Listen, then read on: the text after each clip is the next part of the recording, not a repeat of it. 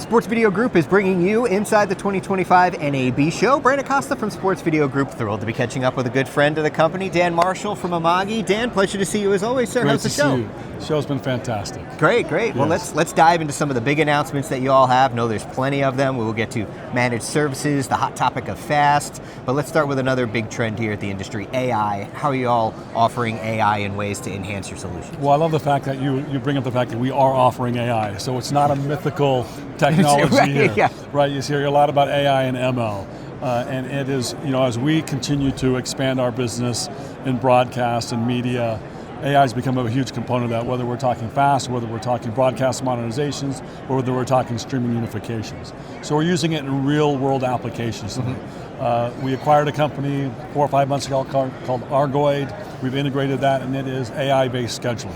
Okay. So it allows customers to go back and look in their archives, look at content, and create the best fast schedules or broadcast schedules based on what they know about that data and what they know about what's happening in the world.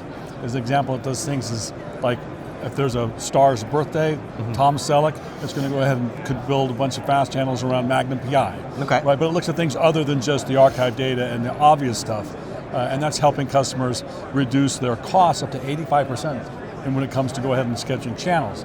And when you have customers like ours that are doing hundreds of fast channels, it offers some great efficiencies. Sure. We're also using some of our AI capabilities to do true personalization. Mm-hmm. So understanding what the customer is watching, when they're watching it, and how to go ahead and get them the content that they want to see. On the flip side of that, it helps on the advertising. Right. Because when you got that group targeted, you also have a targeted advertising, which increases CPMs, and it's good for the revenue ecosystem as it comes to fast. Nice. So, and those are technologies we're showing today. We have a roadmap of AI that we have coming out over the next couple of years, but if you want to see AI actually working today, that's what we have. That's what we have here. Yeah, I think a lot of people really like to see those practical applications of how AI is helping today, right now. Then that helps you kind of see forward in front of you. But practical applications are actually either saving you money or making you money. Sure. Yeah. Right. Yeah. I mean, AI is great, yes. But if you're going to build a technology, make sure there's a benefit to the user, and that's everything that we build here and we think about is about how do we help decrease costs of ownership for our customers, and how do we give them more monetization optionality. And AI is helping us do that today. All right. Let's drill down a little bit into fast. Y'all are the kings of that. What's new? What's new there, and how have you all continued to see that develop and grow? Fast continues to evolve, and Amagi kind of sits in that really unique space between fast, live, broadcast, traditional broadcast. And what continues to be a motivator, specifically in sports, is the ability to integrate live programming into fast channels. And it's very public knowledge, NBA is a customer, NHL's customers of ours, and they do a fantastic job building these really high quality fast channels. Mm-hmm. And then they'll cut in live programming. Sometimes games is in the NBA with G League, sometimes sure. News is with NHL, but they'll always have the ability to bring in that live component. So the ability to almost have like a light master control on a fast channel where I can cut into a different input source, or I can insert other VOD programming depending on what you just saw. Right. That we call it shoulder programming, to put in shoulder programming. That increases the value of that fast channel.